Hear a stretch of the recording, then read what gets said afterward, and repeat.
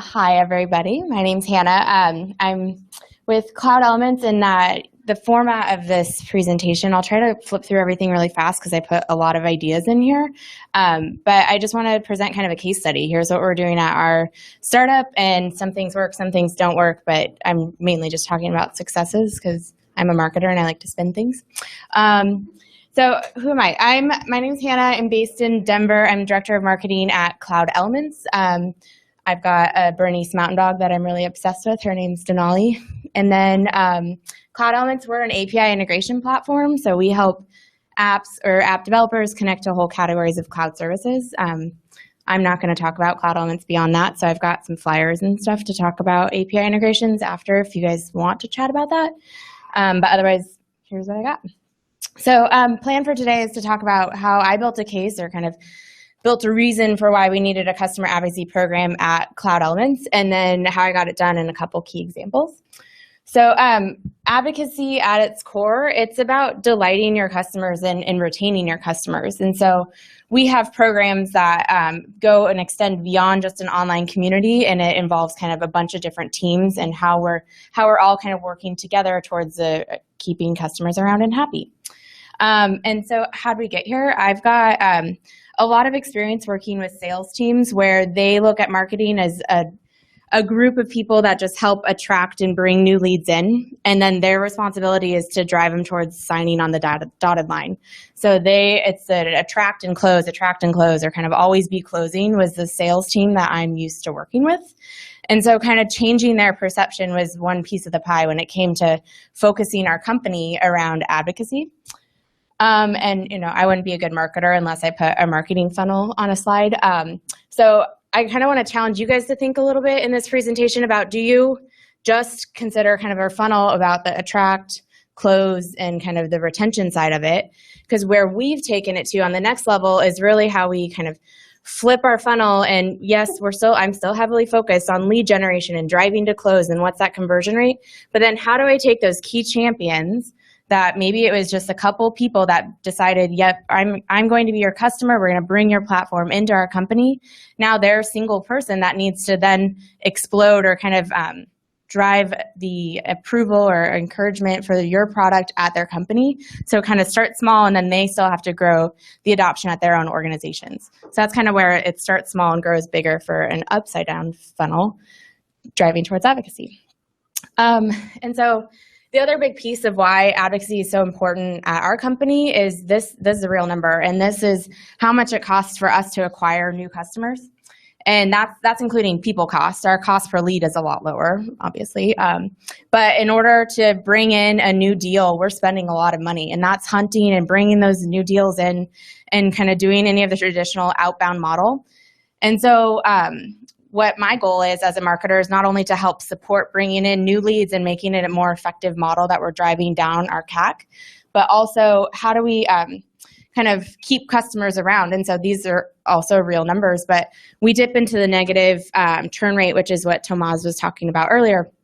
But we're kind of all over the place. And a lot of what comes to light for me as a marketer and how I can help drive where our company is going is if we focus on continuing to drive a lower churn rate, and then supporting with the customer onboarding programs, add-on sales, delivering on time, making sure that there's a community, and making sure that our customers feel so confident about the product and what they chose that they want to be your own references.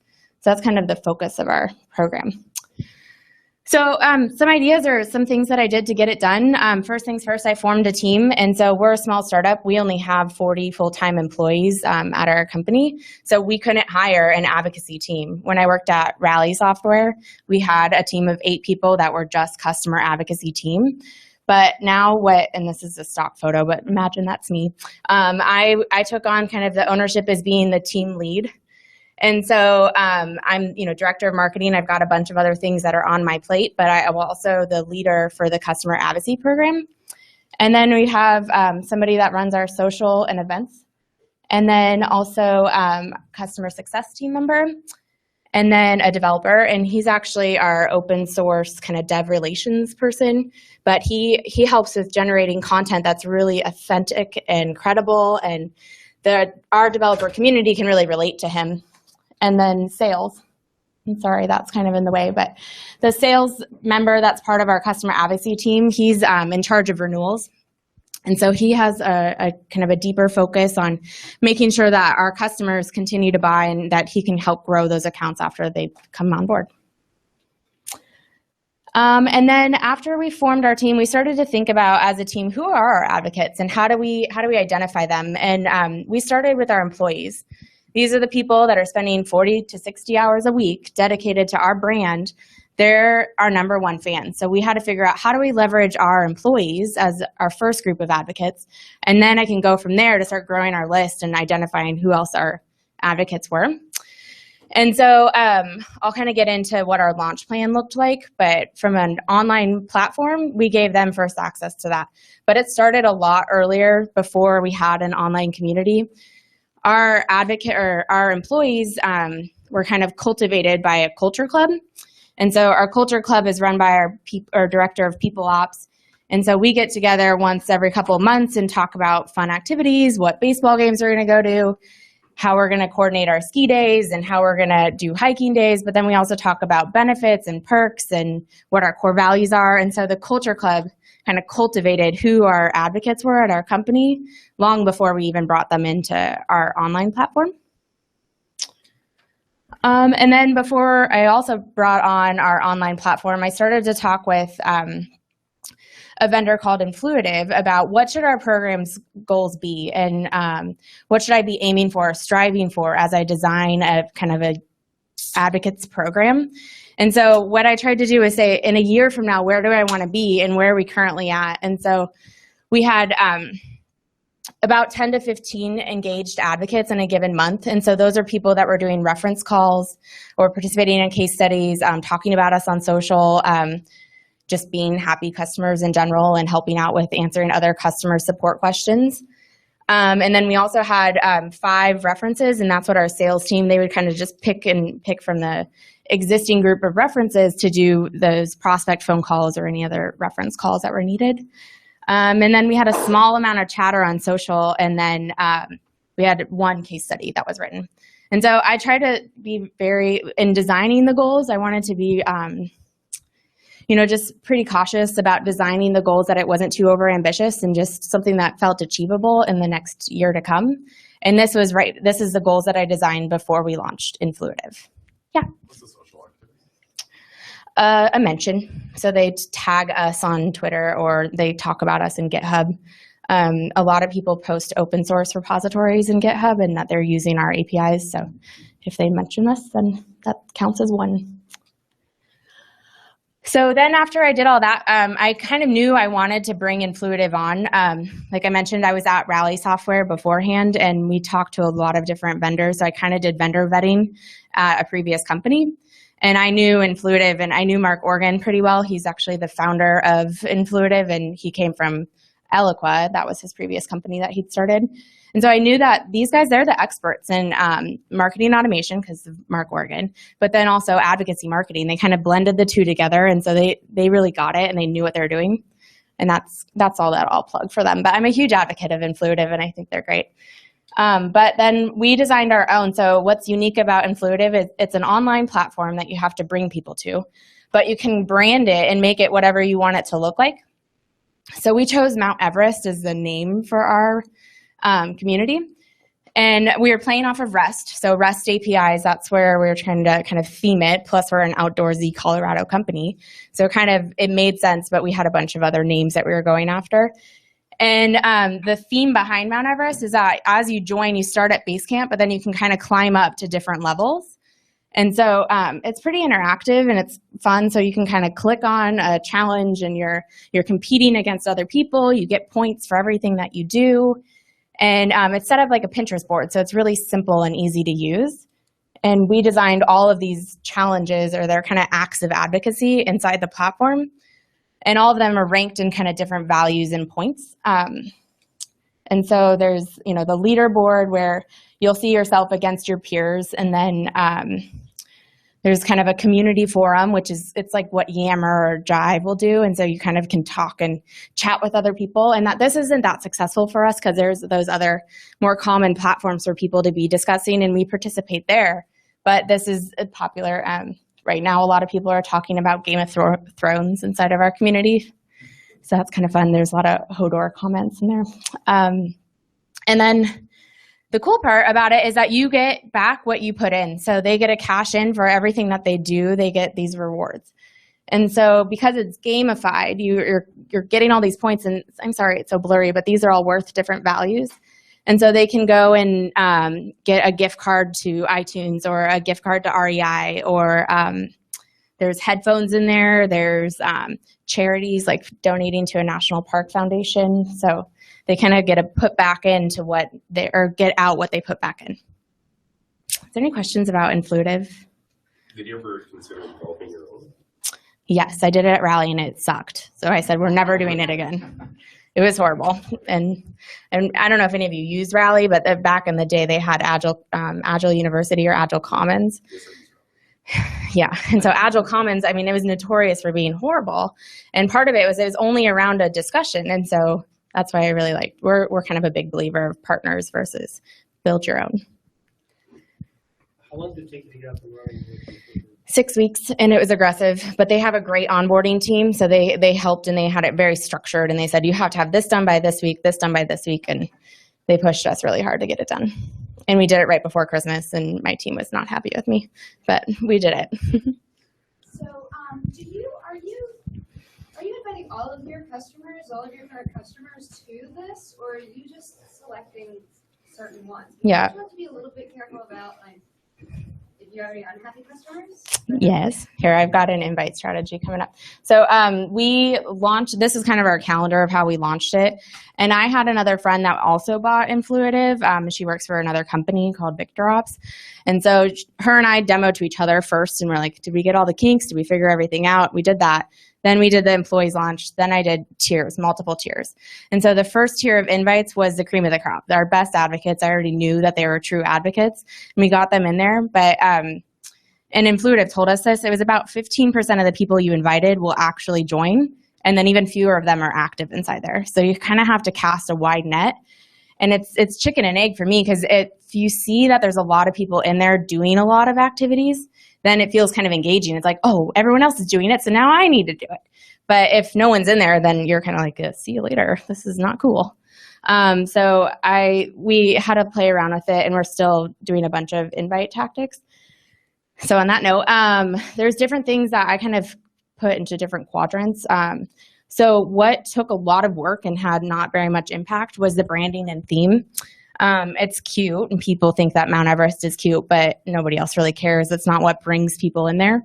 And then the initial setup, if we just built it and prayed that people would find it, it wouldn't have happened. So I knew that. It's not like I was trying to design the next Facebook where everybody would gather and be there every single day or multiple times a day. We didn't have that expectation, but still that it didn't work as well. What took less effort but still had a low impact was our initial email campaigns. And so the people we chose was anybody that gave us an 8 or higher on NPS, and then any contacts associated with closed-won deals, and then anybody that's participated as a reference or a case study interview or an analyst reference. So I kind of had a list of those existing people already, and that was our initial invite of who we were inviting to.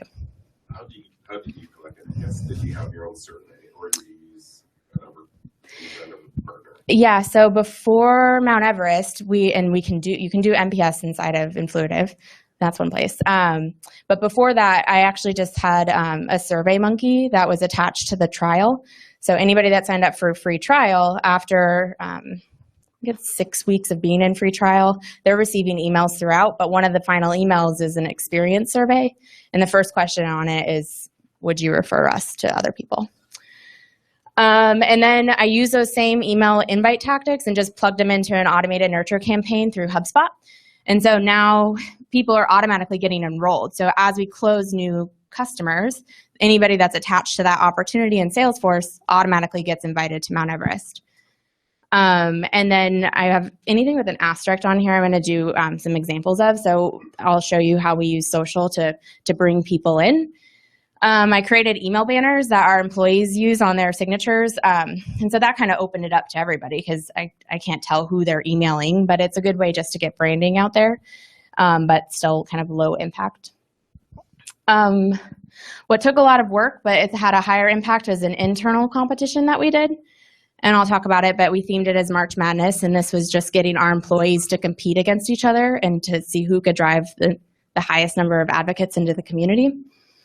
I worked with our product team on a beta program, and then we're doing C-level roundtables to bring in executives into face-to-face events with our leadership team, and then they kind of follow along and give them some points in Mount Everest.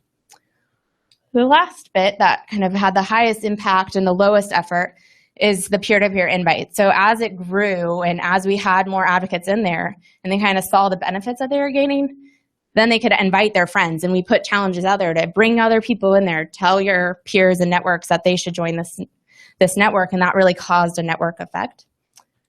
As I was doing case studies, that's part of my normal job anyways. I'm interviewing customers, and so it was kind of a post-reactive. After the interview, I said, hey, by the way, we have a community. Why don't you jump in there, and I'm going to give you 500 points right away just for doing this case study. So that helped. And then we have a sales playbook, and I have some cupcakes. Grab a drink. Oh, uh-oh. Shit. What did I do? You mean, Yeah. Can I ask another question? Real. Do you feel that? I figured it out. Sorry. Sorry, I just didn't want to keep talking and paying attention. I'm paying attention. Do you feel that some of this maybe takes away? Like, I know you said that you invited people after they did a case study, but my one maybe slight concern is that it might take away from, if people are doing a lot within a platform like this, that it might take away from, my customer stories, my case studies, that sort of thing. I try to make it additive, so it's complementary to every program we're doing. And so if we do a case study, even if I didn't know the person from Mount Everest, but we're interviewing them anyways, then that's how I say, hey, there's some challenges waiting in there, there's points waiting in there for you, go in there and get them. But it helped introduce me to people that kind of came out of the woodworks. Did you figure it out? You might have to click on Chrome. what's in Chrome? Mm-hmm. Sorry, Damn it. Is Google Presents? Mm-hmm. There we go. Okay. Sorry. That's okay. Okay. I have time at the end, hopefully, for some more questions. All right, so some examples. This is how we use social to get people in there. So this guy, Josh, I never met him before. I didn't even know he was in a conversation with our business development teams or lead gen teams. But he tweeted at us, apparently it was right after a meeting, and he said, howdy, Cloud Elements. Anyway, I can get a couple of t-shirts. And one of the girls that helps us with running social, she said, should I tweet him back or do a direct message to get his address? We've got a lot in our closet. Let's send them to him.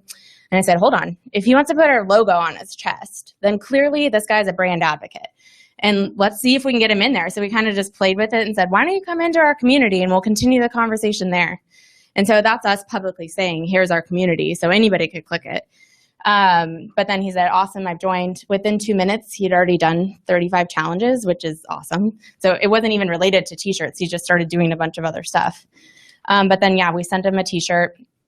And, he needed some extra points to get to it, but I just gave it to him anyways. And it's one of those things that I wanted him to work for it, but I didn't expect him to do it like that. So it was kind of just a thanks for being awesome. We appreciate you joining the community. And now he's kind of working his way up the leaderboard. This is March Madness. So we did, our employees, they always kind of bet against each other during the March for the normal NCAA brackets. But what I wanted to do is create one that was Mount Everest themed. And so I wanted to have everybody that's customer facing that would have the opportunity to invite somebody to the community, compete against each other head to head and see who could drive the most new advocates to our community. And so they could earn points in 3 ways. And Influitive is actually writing a case study about this because of how successful it was. So I'm really excited about it. But we were trying to drive new nominees, which are just identifying internally within our Salesforce system. These people would be good within Mount Everest. Then if they got them to join, then that was 3 points. So 1 point for nominees, 3 points for if they get them to join, and then 10 points if they're active in the community.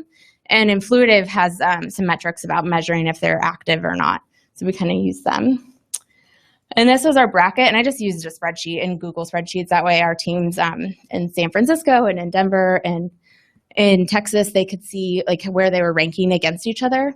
And then the 3 guys that ended up at the end, Bogdan and Denny and Tom, they were getting, over a couple hundred people to join and to be active inside of the community.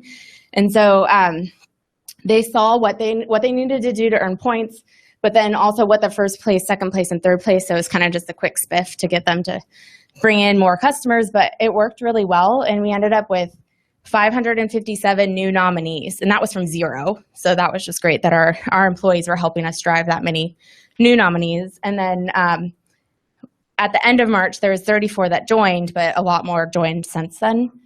And then 15 are active daily on average, and that's as of today. So I'm excited about that. From a sales playbook standpoint, I just wanted to make it really easy that our sales reps knew how to best invite people or mention or explain what Mount Everest was. And one of the fastest ways to help them understand what the community was that soft launch to employees beforehand. Yeah. Okay. And so they had to, participate as their own kind of an employee advocate inside the community. But then I gave them these tools. That way they could invite their own peers and contacts afterwards. And then this was a beta program example. So with our product teams, we do, every time we release something new to our platform, we have kind of a beta group of customers that come together to give us feedback on, they get early access to that platform, but then they also give us feedback and our product team feedback on whether or not that product is doing what they needed it to do. And so we identified all of the beta people outside of Mount Everest, but then while we were doing the calls or the feedback calls, I had them going into Mount Everest and said, hey, there's a challenge just for you inside Mount Everest. Go do it because it's easy pickings on the points. And then this is my Cupcakes example. So what we did is we had, one of the challenges was for anybody to tell us when their birthday is. And we send them a 4-pack of cupcakes in a jar on their birthday. And it's just a fun way to tell our customers that we love them and we appreciate them. And it's cheap. It's $15 a box to each of our customers and totally unexpected. And I think if you can just do fun little things like this that are a true delight to your customers, and then we tell the community when it's somebody's birthday inside the community, and we have it all scheduled. And it's automated through HubSpot, so I don't have to worry about it for each new customer that comes on. But that just kind of makes them feel like they're special and exclusive on that day. So let me just fly through this. So we got a lot higher than expected on our program goals. So this is kind of just the results piece of the case study. A couple things I'm proud of. I didn't expect any referral leads, and we just got a couple in last week, and I haven't been pushing, or there hasn't been any campaigns towards that. The other piece that was exciting was social. We haven't put a heavy focus because we do a lot of other things in the marketing team, and if people are talking about us on social, it's exciting, but we just drove a lot more social activity in it because it's the easiest thing to do inside the platform. And then we got a lot of case studies, which is also really exciting because that's content that once I have it once, we can split it out into a bunch of different assets, and so we've done a lot with our case studies. And then from 0 to 60, if you guys couldn't guess before, it was just how quickly we were able to grow our platform in a matter of a couple months. And I think it can be applied to a bunch of companies. If you use the same tactics, you can grow 0 to 600, 0 to 6,000. Depends on how big your customers are. Last one. Sorry, I keep feeling like I'm going to end. So this is just where we're at. I started with journey mapping. And so I just did a whiteboard session with our leadership team and said, hey, what's our customer experience look like? And that was for my own personal learning when I came on brand new to the company. But it also brought up a lot of, are we paying attention to our customers? How are we helping retain them? What are we doing in terms of programs after they become a customer? And that led to our ability to drive more stories and getting case studies and analysts. And then from there, it led to, reference calls and more sales collateral. But that's when I started to get to this place where I was ready to have an online community and that tribe of advocates to bring them on. And where I'm aiming for, and we still haven't gotten completely there yet, is truly evangelism. And this is having more open source contributors and hackathons and dev relations. Okay, that's it.